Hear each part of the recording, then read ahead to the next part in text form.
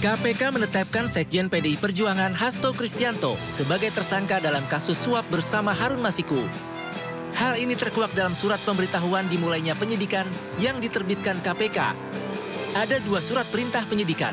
Pertama, Hasto ditetapkan tersangka atas kasus suap. Dan kedua, Hasto ditetapkan sebagai tersangka karena dinilai merintah-perindik tertanggal 23 Desember 2024. Komisi Anti Rasuah menemukan bukti Hasto bekerja sama dengan Harun Masiku melakukan upaya suap pada komisioner KPU saat itu, Wahyu Setiawan, untuk meluluskan Harun Masiku sebagai anggota legislatif saat pergantian antar waktu. Tak hanya itu, KPK menemukan bukti lain saat Hasto berupaya merintangi penyidikan. Hasto diketahui meminta pegawainya untuk menelepon Harun Masiku saat KPK melakukan OTT pada Januari 2020 silam. Saat itu, Hasto memerintahkan Harun merendam ponselnya ke dalam air dan segera melarikan diri. Bagi kami saat ini tidak tentunya kritik kemudian juga apapun itu tidak dalam kapasitas kami untuk menanggapinya. Kami lebih fokus kepada bagaimana untuk memenuhi atau melengkapi setiap unsur-unsur pasal yang dipersangkakan. Jadi konstruksi perkara yang sedang kita bangun saat ini, kami lebih fokus ke situ. Itu jadi pemeriksaan saksi-saksi, tersangka, upaya paksa lain, penggeledahan, penyitaan dan lain-lain dimaksudkan untuk kita benar-benar mencari informasi dan juga bukti-bukti. Usai menetapkan tersangka, KPK bergerak cepat. Lembaga yang berkantor di kawasan Kuningan ini menggeledah rumah Sekjen PDIP Hasto Kristianto di Kebagusan Pasar Minggu, Jakarta Selatan. Dalam penggeledahan, KPK menyita sejumlah barang elektronik. Penggeledahan disaksikan oleh warga setempat, sementara Hasto maupun keluarganya tak terlihat di lokasi. Sebelumnya belasan penyidik KPK menggeledah rumah Hasto lainnya di Villa Kartini, Bekasi Timur, Jawa Barat. Penggeledahan digelar dengan penjagaan ketat dari puluhan personil polisi dan Satgas PDIP. PDIP sempat menyebut penggeledahan 2 rumah Hasto sebagai pengalihan isu rilis OCCRP terkait penetapan Jokowi sebagai pemimpin terkorup. 3 tadi persis kami dapat telepon bahwa penyidik KPK akan melakukan penggeledahan ke rumah Pak Sekjen. Maka kami juga coba jam 3 datang langsung untuk melihat penggeledahan yang dilakukan oleh para penyidik KPK. Ya, ada itu. beberapa barang yang diambil sama KPK nggak Pak? Ya, ada cuman dapat satu flash disk sampai 1 buku kecil tulisannya dari Mas Kusnadi. Itu aja. Yang 1 koper di bawah itu apa Pak? Enggak, yang kita terima sebagai berita penyitaan barang hanya kepada 2 bukti itu. Menurut mereka itu ada dugaan keterkaitan perkara terhadap Harun Masiku. Dalam kasus Harun Masiku, KPK juga kembali memeriksa beberapa orang saksi, diantaranya mantan anggota Bawaslu Agustiani Tio. Dalam pemeriksaan, Tio mengaku dicecar 14 pertanyaan oleh penyidik KPK. Itu kan materi ya, nggak boleh ditanyakan ya. Bukan dari fakta sidang juga, Bu. Tapi itu masih Bu dari ada itu langsung dari pastor. Baca pertanyaan Ibu. Berapa pertanyaan tadi, Bu? 14. Pendalaman materinya apa aja, Bu? Yang hari ini, Bu. Pendalaman materinya apa, Bu? Tahu tuh. Seputar apa, Bu? Gue ngambil Lihat di putusan Pak, sekitar aja kok saya ya. Yang beliau kan udah Siap. Udah.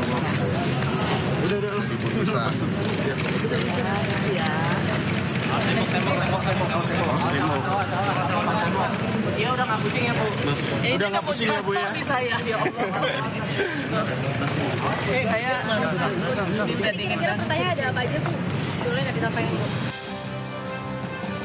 Selain itu, KPK juga memeriksa mantan penyidik KPK Ronald Paul Sinyal dalam perkara yang sama.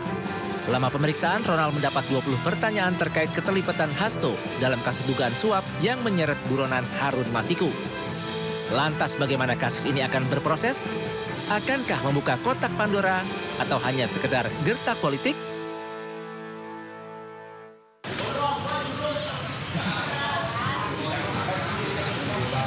Udah? Baik, terima kasih rekan-rekan pers. Assalamualaikum warahmatullahi wabarakatuh. Assalamualaikum warahmatullahi wabarakatuh. Salam damai sejahtera untuk kita semuanya.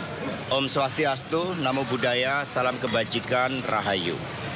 Terima kasih atas seluruh perhatiannya pada pagi hari ini.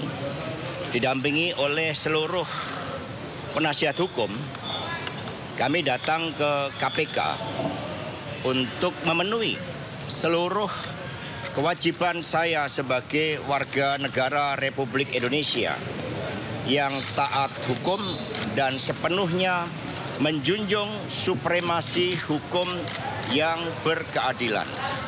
Saya akan memberikan keterangan dengan sebaik-baiknya, namun sebagaimana diatur di dalam Undang-Undang tentang Hukum Acara Pidana, bahwa saya juga memiliki suatu hak untuk melakukan pra-peradilan. Sehingga pada kesempatan ini penasihat hukum kami juga akan memberikan surat kepada pimpinan KPK berkaitan dengan proses pra-peradilan tersebut. Apakah surat yang kami sampaikan tersebut nantinya berkaitan dengan pemeriksaan saya akan tetap dilanjutkan, atau pimpinan KPK mengambil suatu kebijakan untuk mengikuti seluruh proses pra-peradilan, kami serahkan hal tersebut kepada pimpinan KPK. Karena kami percaya bahwa mekanisme dan prosedur hukum akan ditempuh dengan sebaik-baiknya dengan prinsip-prinsip asas praduga tak bersalah. Kemudian berkaitan dengan apa yang terjadi terhadap kasus saya, sepenuhnya baik secara formal maupun material kami telah siap.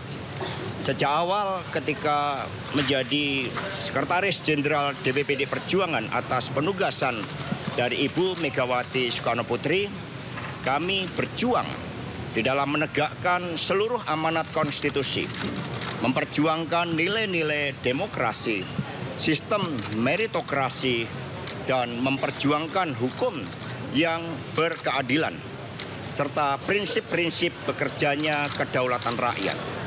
Sehingga terhadap seluruh risiko-risiko perjuangan dengan nilai-nilai tadi, tentu sekiranya membawa suatu konsekuensi khusus, kami diajarkan oleh Bung Karno, oleh Ibu Mega, bahwa perjuangan memerlukan suatu pengorbanan terhadap cita-cita.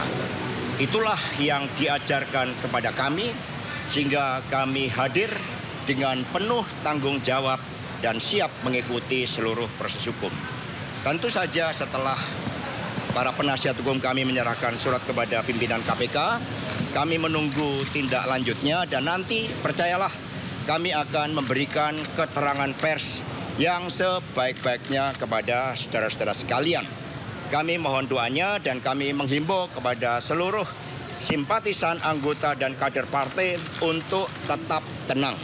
Ini adalah suatu perjuangan yang sejak lama kita lakukan dan kita tetap kokoh di dalam prinsip-prinsip dan keyakinan politik, karena PDI Perjuangan adalah partai yang berkarakter banteng. Terima kasih. Merdeka! Merdeka! Merdeka! Merdeka!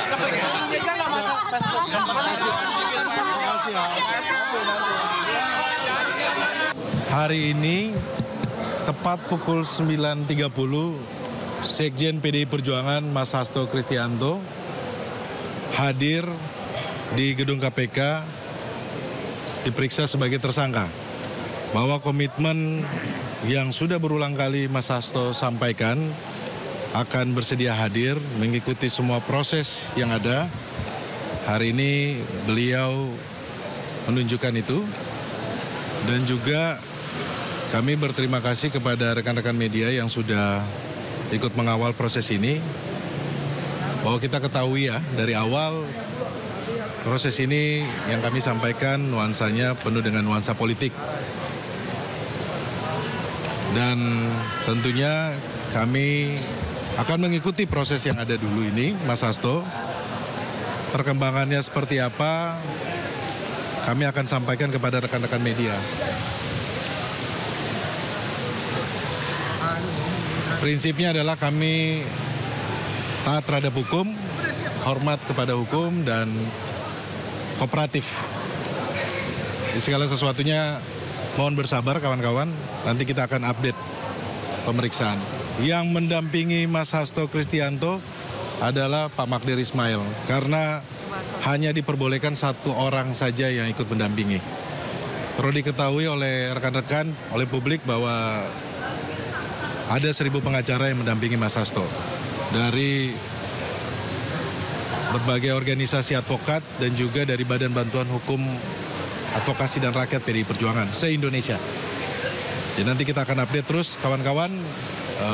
Terima kasih untuk kerjasamanya. Bang Roni, apakah sudah ada bukti yang dibawa juga Mas Hasto dengan tim kuasa hukum untuk bisa memperkuat pemeriksaan ini atau? Perlu diketahui teman-teman bahwa yang pertama Mas Hasto Kristianto ini bukan penyelenggara negara. Yang kedua, dalam kasus Harun Masiku ini, apa yang dituduhkan kepada Mas Hasto Kristianto ini sudah diuji di persidangan melalui perkara Wahyu dan Tio yang sudah ingkrah dan juga perkara Saiful. Di dalam persidangan yang sudah diuji sampai tingkat kasasi, tidak ada satu bukti pun yang mengaitkan Mas Hasto dengan Harun Masiku. Di fakta persidangan sudah sangat jelas sudah bahwa uang itu dari Harun Masiku. Seharusnya kita menghormati putusan pengadilan yang sudah ingkrah dan itu harus kita hargai bersama yang sudah diputuskan oleh hakim, karena di pengadilan lah tempat kita menguji benar tidak atau fakta-fakta terkait dengan sesuatu kasus tertentu. Dan yang kedua perlu diketahui oleh kawan-kawan bahwa kami menggunakan hak hukum kami untuk mengajukan pra-peradilan. Yang Jumat kemarin kami sudah daftar dan yang akan disidangkan tanggal 21 hari Selasa. Dan kita mohon kepada penyidik KPK untuk dapat memberikan kesempatan kepada kami menggunakan hak hukum kami agar kami bisa menguji sah tidaknya status tersangka dari Sekjen PDI Perjuangan Mas Hasto Kristianto.